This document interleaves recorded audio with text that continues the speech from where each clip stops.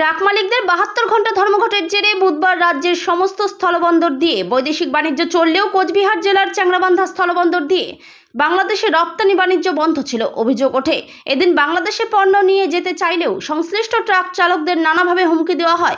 আন্দোলনকারীদের একাংশের তরফে তাদের অকথ্য ভাষায় গালিগালাজ করা হয়েছে, এমনকি নিগৃহীত হতে হয়েছে বলেও অভিযোগ ওঠে। এ নিয়ে অভিযোগের কথা পৌঁছায় প্রশাসনের কানেও। এতে বাংলাদেশের রপ্তানি বাণিজ্য বন্ধ হয়ে থাকে। এই বাণিজ্য বন্ধ থাকায় নড়েচড়ে বসে প্রশাসনও। তাই বৃহস্পতিবার সকাল থেকেই ময়দানে নামে মেখলিগঞ্জ পুলিশের কর্তারা। সেখানে SDPO Ashis P Subba, OC Manibhushan Sarkar, সুবিধা পোর্টালের ওসি ডাম্বল ছেত্রী প্রমুখ ছিলেন। পুলিশি নিরাপত্তার মধ্য দিয়ে এদিন বাংলাদেশে পণ্য পাঠানো শুরু হয়। চ্যাংড়াবান্ধা এক্সপোর্টার্স অ্যাসোসিয়েশনের সভাপতি মনোজ কানুক বলেন, গতকাল রপ্তানি বাণিজ্য বন্ধ থাকলেও বাংলাদেশ থেকে আমদানি বাণিজ্য চালু ছিল। বৃহস্পতিবার আমদানি ও রপ্তানি এই দুই বাণিজ্যই চলছে, এই জন্য পুলিশের নিরাপত্তা জারি ছিল। C&F এজেন্ট ওয়েলফেয়ার অ্যাসোসিয়েশনের যুগ্ম সম্পাদক তাপস দাশগুপ্ত বলেন, এদিন ভারত থেকে বাংলাদেশে পণ্য পাঠানো হয়েছে, বাংলাদেশে থেকেও পণ্য এসেছে ভারতে। মাথাভাঙ্গার অতিরিক্ত পুলিশ সুপার সন্দীপ গড়াই জানিয়েছেন, চ্যাংড়াবান্ধা স্থলবন্দর দিয়ে বাণিজ্য চালু রয়েছে, পুলিশের যথাযথ নজরদারিও রয়েছে। এ নিয়ে শুনুন ট্রাক চালকদের বক্তব্য। শোনাবো এক্সপোর্টার্স অ্যাসোসিয়েশনের সভাপতি মনোজ কানু এবং C&F এজেন্ট ওয়েলফেয়ার অ্যাসোসিয়েশনের যুগ্ম সম্পাদক তাপস দাশগুপ্তর বক্তব্য। বললো বর্ডার খুলে দিয়েছে, ফয়সলা হয়েছে, এই জন্য যাইতেছি। তা আপনারা কালকে যাননি কেন? কালি বন্ধ আছিল। কে বন্ধ করছিল? কে ট্রাক ইউনিয়ন থেকে বন্ধ আছিল এটা। তা আজকে কি যাচ্ছেন? আজকে যাচ্ছি।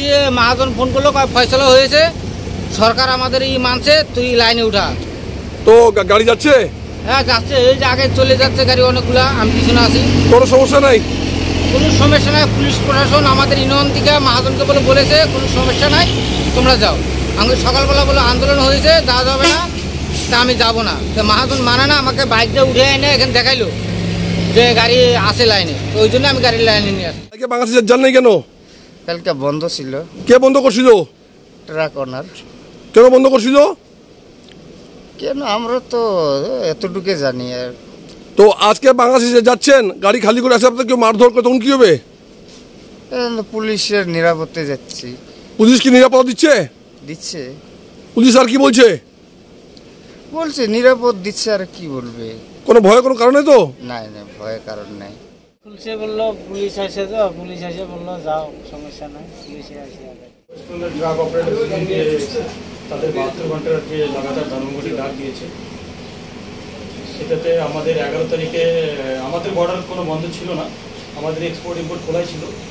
কালকে যথারীতি 64 খানা গাড়ি বাংলাদেশ থেকে ইম্পোর্ট হয়েছে, কিন্তু এক্সপোর্টে আমাদের হাউসে ডিসিশন ছিল আমাদের বর্ডার কোনো বন্ধ নেই, ট্রাক যদি বর্ডারে মুভমেন্ট করে তাহলে আমরা ওই গাড়িটা ক্লিয়ার করব। কিন্তু কালকে কোনো ট্রাক আমরা বর্ডার লাইনে পাই নাই, সেই জন্য এক্সপোর্ট হয়নি। ভুটান থেকে শুনেছিলাম একটা গাড়ি এসেছিল, বর্ডার লাইন অব্দি এসেছিল, তাদেরকে